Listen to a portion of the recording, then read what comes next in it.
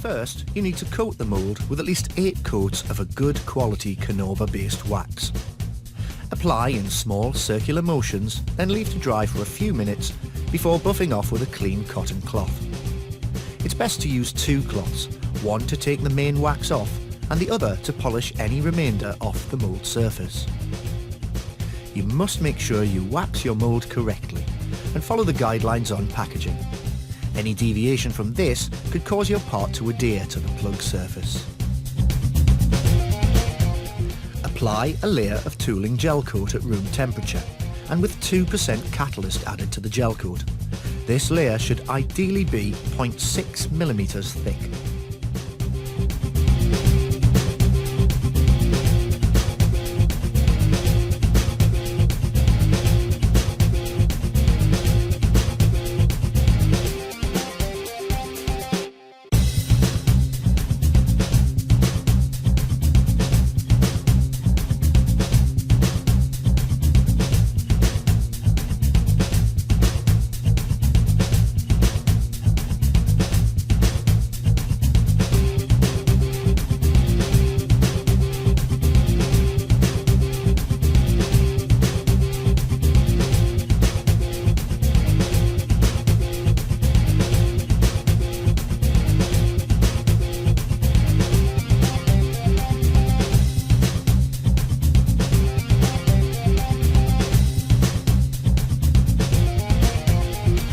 After the gel coat is cured, approximately 3 to 4 hours, you can then add 1 layer of 300 gram chopped strand matting with an isophthalic resin such as Cristic 491PA, making sure this layer is thoroughly impregnated and there are no apparent air voids, which will transform into your finished mould.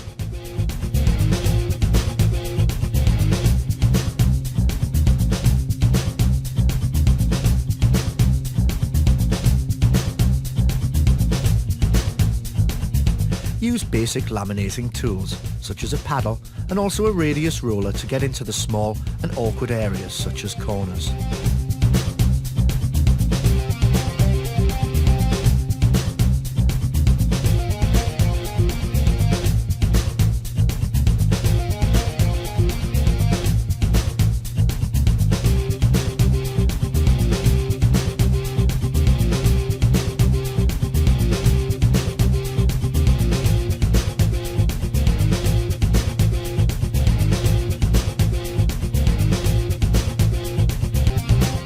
The next stage is applying the main body of the mould. We're using Optimold, so we need to lay 5 layers of 450 gram chopped strand mat in one application. Have all your materials at hand and also have your matting cut up ready to be used before starting.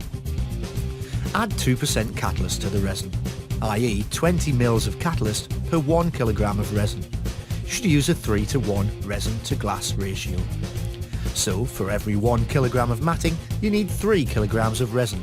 Depending on the size of the mould, you may have to work in smaller, more manageable amounts. Weigh your resin, for example, 2 kilograms at a time, and add the catalyst 40 ml. Stir thoroughly and apply a layer to the mould. Place your first layer of matting onto the mould and apply more resin. The matting at first will seem rigid, but once the resin has been applied, the styrene in the resin will dissolve the binder in the matting, making it more pliable and can be stippled into corners, etc. Each layer must be consolidated properly with a consolidating roller. In this demonstration, we're using a paddle roller. Any strands which are sticking up can be stippled down with a brush. You can add additional reinforcement around flange areas to add strength. Here, we're showing talc mixed with resin mixed into a thick but pourable paste, equally distributed around the area.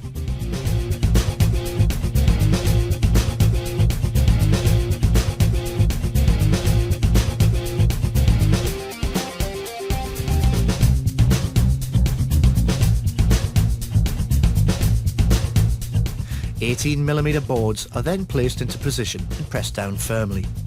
Leave this to cure hard. Usually 2 to 3 hours at room temperature is sufficient.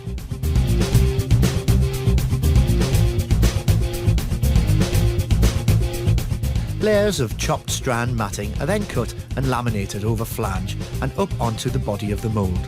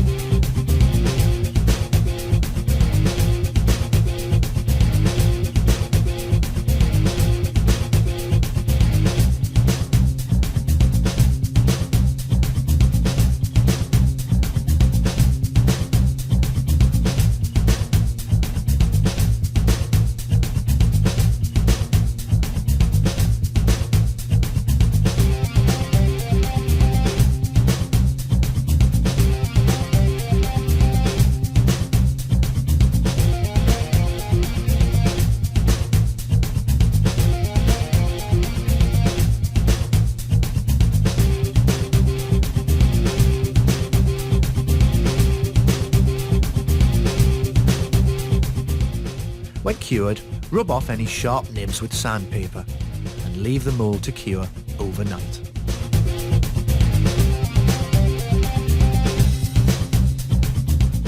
We now need to release the mould from the plug. Break away carefully around the edges. Insert a plastic wedge between mould and plug, and this will lift the mould away.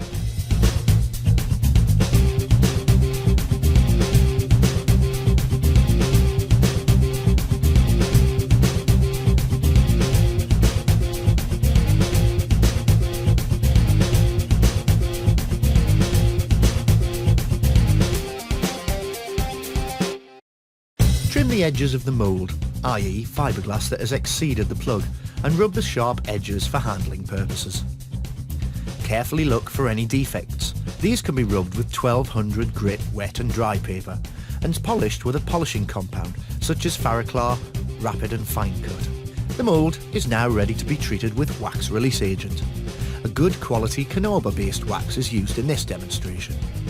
Approximately 8 to 12 coats is to be applied, 1 hour between each application. Apply the wax in small circular motions and leave to dry for 5 minutes. Buff off when dry with a good quality polishing cloth. It's best to use 2 cloths at this stage, the first to take the bulk of the wax off and the second to make sure all the wax has indeed been removed. After all this has been done, you are now in a position to use your